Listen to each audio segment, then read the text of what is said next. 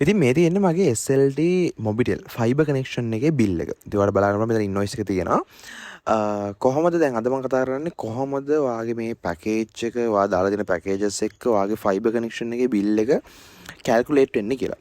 ඉතින් ඔයාලා බලා ගන්න පුළුවන් මෙන්න මෙතන හරියටම total charge for the period total charge of the period කියන සෙක්ෂන් එකේ 3346 සත 56ක් මට charge වෙලා තියෙනවා. ඒ කියන්නේ මේ තියෙන්නේ මගේ කලින් මාසේ. ඒ කියන්නේ මට ගෙවන්න ඕන 3346 සත 56 payment එක. එතකොට මේක කොහොමද කැල්කුලේට් වෙන්නේ? මේක තමයි තියෙන ලොකුම ප්‍රශ්නේ.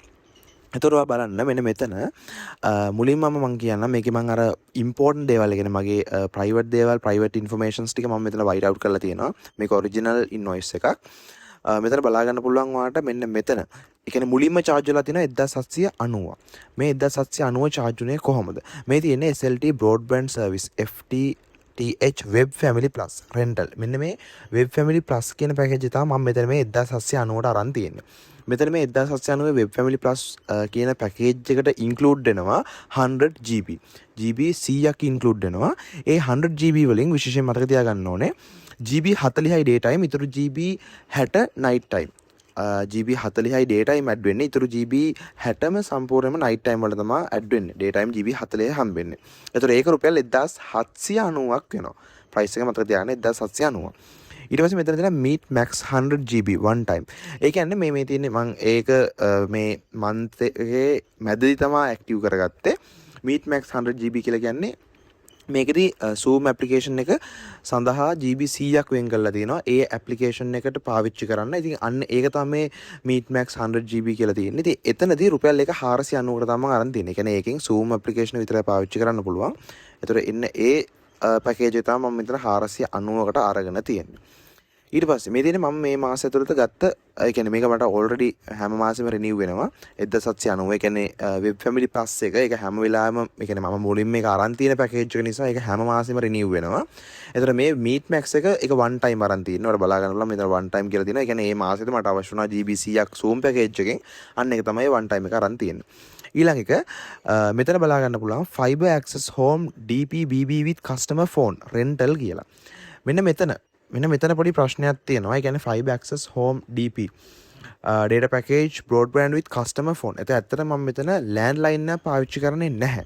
landline එක පාවිච්චි කරන්නේ නැහැ. සම්පූර්ණ fiber connection එක විතරයි Mindnet වලට විතරයි පාවිච්චි කරන්නේ router එක. නමුත් මේ landline කියලා කියන්නේ landline එක පාවිච්චි කරන්නේ නැතත් මට මෙතන 430ක charge එකක් හැම මාසෙම add වෙනවා.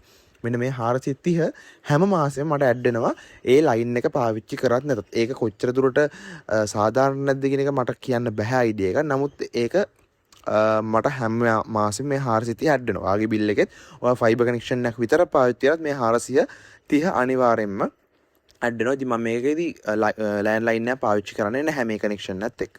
ඊළඟට ටැක්ස් ඇන්ඩ් ලෙවීස් ගත්තාම පස්සේ මෙතන ටැක්සස් ගත්තාම පස්සේ ටැක්සස් වලට මට 636.56ක් මේ මාසේ ඇඩ් වෙලා තියෙනවා. 636.56. එතකොට මෙන්න මේ ටික එකතු වෙලා තමයි මගේ ටෝටල් බිල් එක 3346.56ක් ඇඩ් වෙලා තියෙන්නේ. ඇත්තටම මම මෙතන පාවිච්චි කරලා තියෙන්නේ 1790යි 490යි කියන ප්‍රයිස් එක විතරයි. ඔයාලට මේ කැල්කියුලේට් කරන්න පුළුවන් කොච්චරක් මම පාවිච්චි කරලා තියෙනවද කියලා. එතන මේ 430 කියන්නේ ඇත්තටම මම පාවිච්චි කරන්නේ නැතුව ගෙවන එකක්. නමුත් ඒක මෙයාලගේ මොකක් හරි ඒ කියන්නේ අපි ලයින් එකක් තිබ්බොත් ඒක අපි ෆෝන් ලයින් එක පාවිච්චි කරනවා නම් මේක තවත් වැඩි වෙනවද කියන එක ගැන මට අයිඩියා ගන්න නැහැ. නමුත් මම මේක පාවිච්චි කරන්නේ නැතුව මට 430ක් ගෙවන්න සිද්ධ වෙනවා. සහ මෙතන ටැක්සස් වලට මට 636ක් ගෙවන්න නැසින්. ආසන්න වශයෙන් රුපියල් 1000කට රුපියල් 1060ක් විතර මුදලක් මට ආසන්න වශයෙන් මම සර්විස් එක පාවිච්චි කරන්නේ නැතුව ඒකට ටැක්සස් වලට සහ මෙන්න මේ කියන රෙන්ටල් ලෑන්ඩ්ලයින් ඒ කියන්නේ fiber access home DP BB with customer phone කියන ඔප්ෂන් එකටත් මට 430ක් ගෙවන්න සිද්ධ වෙනවා. සහ මෙතන ටැක්සස් වලට 636ක් ගෙවන්න සිද්ධ වෙනවා. ඉතින් ওই සම්පූර්ණ කැල්කියුලේෂන් එකත් එක තමයි ටෝටල් charges වලට 3346ක් එන්නේ.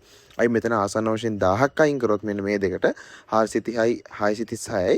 ඒ කියන්නේ සාමාන්‍යයෙන් 2346ක් වගේ තමා මම يعني සර්විස් එකෙන් ඩේටා වලින් පාවිච්චි කරලා තියෙන්නේ. ඊටු ටැක්ස් සහ අනිත් ඒවාට මට රුපියල් 1000ක් විතර ආසන්න මුදලක් ගිහින් තියෙනවා. ඉතින් මේ විදිහට තමයි මගේ يعني මේ 2026 7යි 22ට ගෙවන්න ඕන පේමන්ට් එකක්. ඒ කියන්නේ මේ දැන් මම මේ charges taxes මේ වෙද්දි බලපාන විදිහත් එක තමයි මම ඔයාලට අප්ඩේට් එක කරන් ආවේ. කලිනුත් මම මේ වගේ වීඩියෝ එකක් කරලා තිබ්බා. ඉතින් මේක සම්පූර්ණයෙන්ම ඔරිජිනල් මට මේ මාසේ ආපු ඉන්වොයිස් එකක්. මම මේකේ වයිට් අවුට් කරලා තියෙන්නේ මේකේ ඉම්පෝර්ටන්ට් ඩීටේල්ස් ටික. ඒ කියන්නේ මට ප්‍රයිවට් වගේ මගේ account numbers invoice numbers ඒ දේවල් ටික. ඉතින් මේ විදිහට තමයි ඔයාගේ SLT bill එකත් හැදෙන්නේ. taxes වලින් සහ මෙන්න මේ විදිහට අනිත් මේ වගේ සමහරක් විට ඔප්ෂන්ස් තියෙන්න පුළුවන්. ඒවා පාවිච්චි කරා හෝ නොකරා මෙන්න මේ වගේ charge එකක් යන්න පුළුවන්.